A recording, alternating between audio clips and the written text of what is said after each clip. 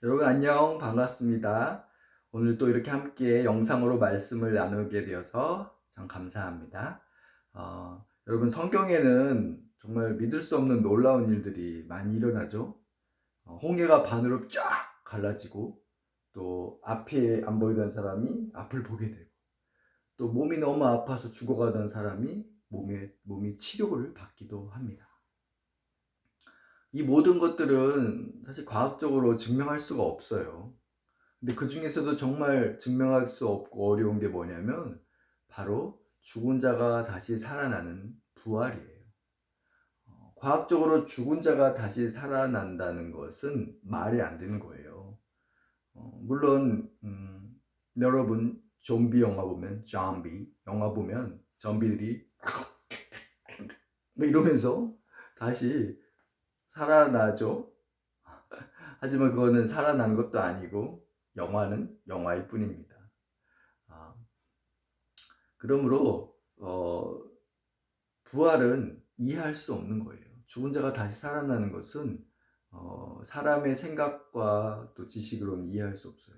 그러면 이해할 수 없기 때문에 이 부활이 일어난 일이 아니라는 건가요? 그렇지 않아요. 여기에는 과학의 차원을 넘는 다른 차원이 있어요. 바로 하나님의 차원이죠. 하나님이 하시면 일어나는 거예요. 여러분 한번 생각해 봐요. 지구에 한 70억 명의 사람들이 있다고 그래요. 그 70억 명의 사람들이 어느 날 무리를 걸어보기로 마음을 먹었어요. 아니 뭐 70억 명 중에 한 명쯤은 걸을 수 있지 않을까? 다시 또 해보면 이런 생각을 했죠. 그래서 수영장에 딱 모여가지고 어느 날 무리를 걷기 시작하는데 결과가 어땠을까요?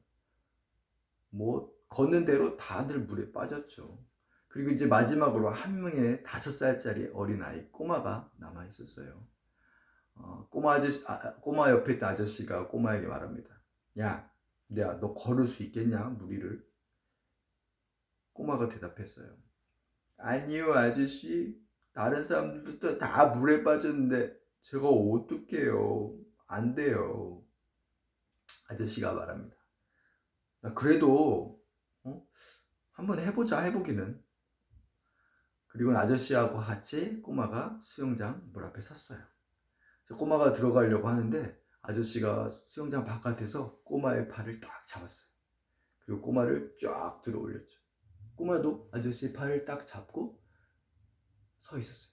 그리고는 그렇게 아저씨의 팔을 붙잡고 아저씨와 꼬마가 함께 그 수영장 위로 걸어갔어요. 꼬마는 아저씨의 팔을 잡고 수영장 물 위를 툭툭툭툭 걸을 수 있었어요. 아저씨가 물론 밖에 이렇게 잡고 있었죠. 여러분, 꼬마는 수영장 물 위를 걸었어요. 치팅 치팅이라고요? 맞아요. 치팅이죠. 하지만 꼬마는 물 위를 걸었어요. 바로 아저씨의 도움으로. 여러분, 앞에 일어났던 그 많은 기적 또 부활 사건은 하나님의 도움으로 가능했던 거예요. 죽은 사람이 다시 살아나는 것 불가능하다고요? 과학적으로 불가능해요. 하지만 하나님이 하셨기 때문에 일어날 수 있었어요. 하나님께서 예수님을 죽음에서 생명으로 일어났어요. 그러므로 죽은 사람이 살아난 적이 아무도 없기 때문에 그거 거짓이다라는 말은 맞지 않아요. 하나님이 하시면 하시는 겁니다. 그러므로 여러분, 부활은 기본적으로 믿음의 문제예요. 예수님의 부활을 믿느냐 믿지 않느냐는 것은 하나님을 믿느냐 믿지 않느냐라는 문제죠. 그래서 고린도전서 15장 12절에서 사도 바울은 고린도 교인들에게 이렇게 말하고 있다고 기록하고 있어요. 예수 그리스도께서 다시 살아나셨다라고 선포했다라고 말합니다. 예수 그리스도께서 다시 살아나셨다라고 선포했다고 고린도전서는 기록하고 있어요. 여기서 선포했다는 그 말은 무엇이냐면, 선포했다는 것은 막 이게 과학적으로 논리적으로 상식적으로 이렇게 맞아요 뭐 이렇게 증명을 했다라는 거, 또 설명을 했다라는 말이 아니에요. 그냥 크게 외쳤다는 거예요. 예수님이 다시 살아나셨다 라고 외쳤다는 거죠.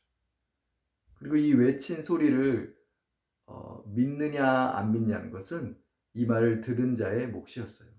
고린도전서는 이 외친 말씀을 듣고 믿은 신자들이 있었다라고 말하고 있습니다.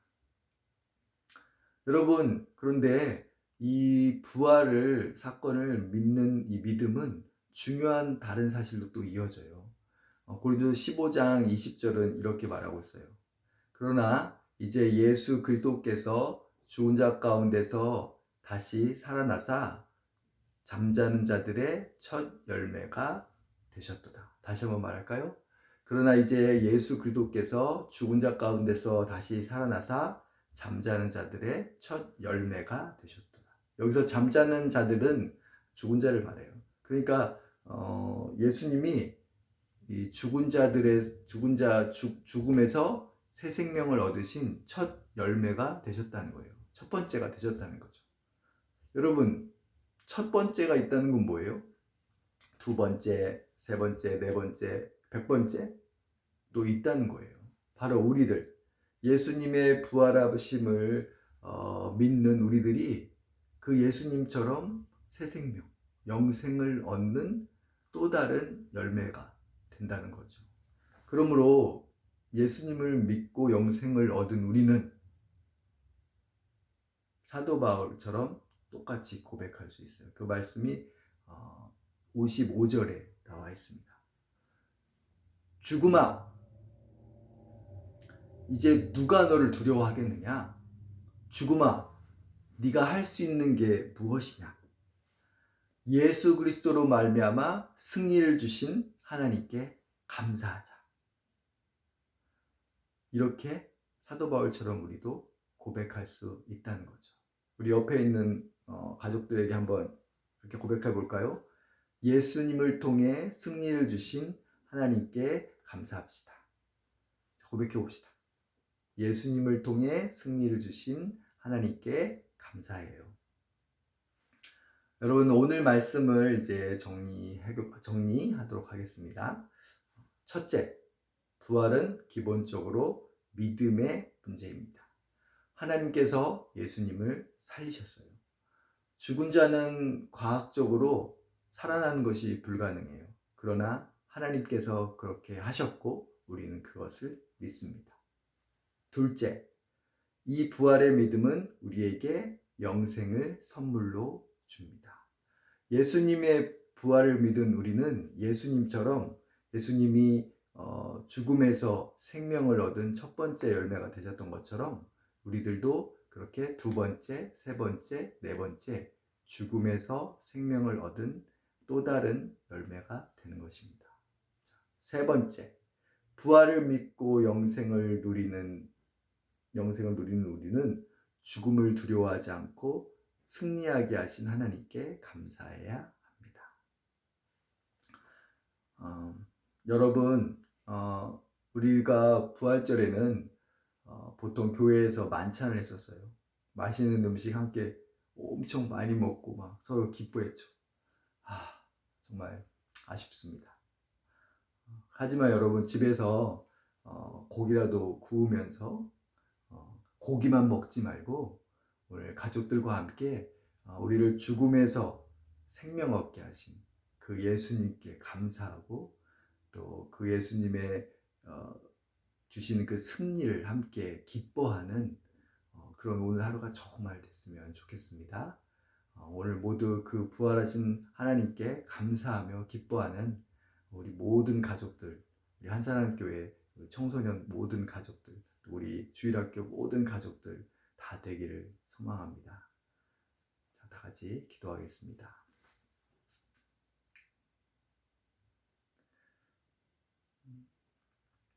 예수님, 이 땅에 오셔서 우리를 위해 이 땅에 오셔서 십자가에서 죽으시고 또 거기서 끝나지 않으시고 죽음에서 생명으로 다시 부활하신 그 하나님 감사합니다.